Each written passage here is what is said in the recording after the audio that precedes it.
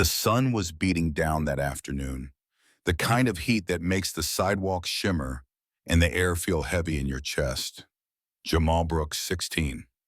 No shoes on, stood in the front yard with a garden hose dangling from his hand. He was just watering the hydrangeas his mom planted last spring, humming along to some song stuck in his head. Nothing unusual, nothing threatening, just a boy in his own yard. Then came the voice, sharp and cold. On your knees, boy. It wasn't a question. It wasn't a request. It was a command, snapped like a whip across the street. Jamal froze, the water slipping from his grip, and when he turned, his eyes locked on the barrel of a Glock pointed straight at his chest. The officer's face was hard, as narrowed like he'd already made up his mind. Hands where I can see 'em, he barked. Jamal's voice cracked. I live here. This is my house. But the cop, Officer Ryan Cole, stepped forward like he hadn't even heard. Wrong house to case, kid. On the ground. Before Jamal could even drop the hose, Cole shoved him down, knee grinding into his back, his cheek pressed against the grass he'd just watered. Suspect resisting the officer muttered into his radio like reading from a script he'd memorized. A neighbor across the street froze behind a chain-link fence phone, up recording but too afraid to say anything. Jamal's mom was inside cooking. She didn't hear it first. But from the backyard, the screen door slammed open, and that was when everything changed. Jamal, the voice cut through like thunder. His father, Marcus Brooks, came running around the corner. A tall man in his 40s, broad-shouldered but calm, the kind of calm that made other people nervous. He stopped when he saw his son pinned in the dirt, a gun pointed down at him. For a moment, Marcus wasn't just seeing his boy, he was seeing history replay itself, the same message in a different uniform. You don't belong here. Marcus's tone was even, but there was no mistaking it. Let him go. Cole didn't budge. Back off, sir. This kid's under suspicion of a break-in. Marcus stepped forward, his eyes locked on his son's. That's not a suspect. That's my child. And this is our home. Got ID to prove it? Cole sneered, pressing his knee harder into Jamal's back. You just pulled a gun on a child in his own front yard, Marcus said, his voice like steel. Don't play that game with me. But Cole barked back into his radio, calling for backup. And within seconds, sirens echoed down the block, 2 more cruisers sliding in with tires screeching. Officers piled out, hands hovering near their holsters. The street felt like a powder keg ready to blow. Marcus raised his hands slowly, palms open. My name is Marcus Brooks. I own this property. That boy on the ground is my son, the Latino officer among them. Torres, his badge red, hesitated. He looked from Marcus to Jamal, then back to Cole. Let the kid up, he finally said. Cole glared but shifted off reluctantly. Jamal scrambled up and his face scraped his arms red. He moved toward his father, but Marcus didn't embrace him, not yet. His eyes never left the man who had pulled a gun on his son. My boy is 16. He was watering flowers, and you treated him like a criminal. Cole's lips tightened, matched the description of a suspect. Marcus's voice cut like glass. And that suspect was holding a garden hose, was he? The neighbors started to creep out. Now phones raised voices, whispering. An older woman from down the street called out, that boy didn't do a thing. He was just helping his mama. The crowd grew, the weight of silence shifting. For the first time, Officer Cole looked unsure. But Marcus wasn't done. Badge number, he demanded. Cole hesitated and then spat it out. Marcus repeated it under his breath, memorizing it like ammunition. He turned to Torres. And yours. The man gave it reluctantly. Finally, Marcus put a hand on Jamal's shoulder and led him inside. Jamal's voice trembled. They were going to shoot me, Dad. They didn't even ask anything. They just pulled a gun. Marcus looked at him, pain and rage boiling just under the calm mask. I know. Inside the house, Marcus's wife Dana dropped the wooden spoon she'd been holding, rushing to wipe dirt from her son's face as if that alone could erase what had just happened.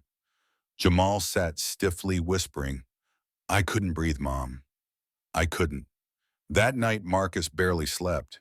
He sat in the dark, phone in hand, pulling up a secure app he hadn't used in years.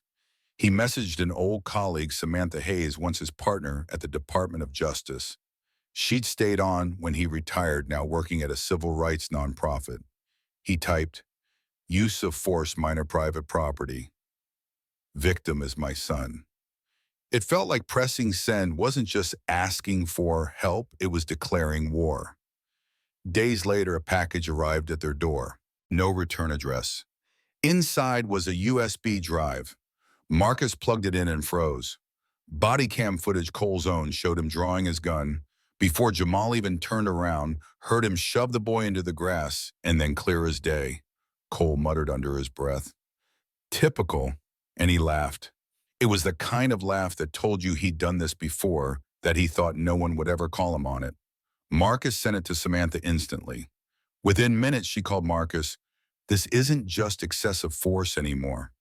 This is bases, intent. We can build a civil rights case."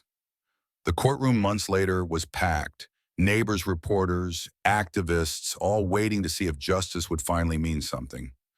Jamal sat stiff in a borrowed suit, hands clasped tight. Marcus testified first. He told the jury what he saw. "A man with a badge pulled a gun on my son for watering flowers. He forced him to the ground without cause. The system chose to fear us instead of protecting us." Then Jamal took the stand, voice trembling. "I remember the gun clicking. I remember dirt in my mouth. I remember thinking I was going to die. And I remember him laughing." The defense argued reasonable suspicion, but Samantha stood her, voice calm and razor sharp. "What you call risk, we call breathing. Existing." Then she hit play. The footage rolled, and the whole courtroom heard Cole's chuckle. The jury's faces shifted. There was no explaining that away. Then came the surprise. Officer Brian Ellis, one of Cole's younger colleagues, took the stand. His voice shook, but his words didn't. "I was there. I didn't stop it. That's on me." But later in the locker room, he bragged about teaching the kid a lesson. "I can't stay silent anymore." The room erupted in murmurs. That was the crack in the shield. Within weeks, Cole was suspended. Federal civil rights charges followed. The department came under DOJ investigation. And Marcus, he and Samantha launched a local civil rights network, collecting stories, filing cases, building something bigger than one incident. But through it all, Marcus kept watching his son. Jamal stopped leaving the house, at first flinched at the sound of sirens. Therapy helped. Group sessions with other teens helped more. Slowly, he lifted his head again.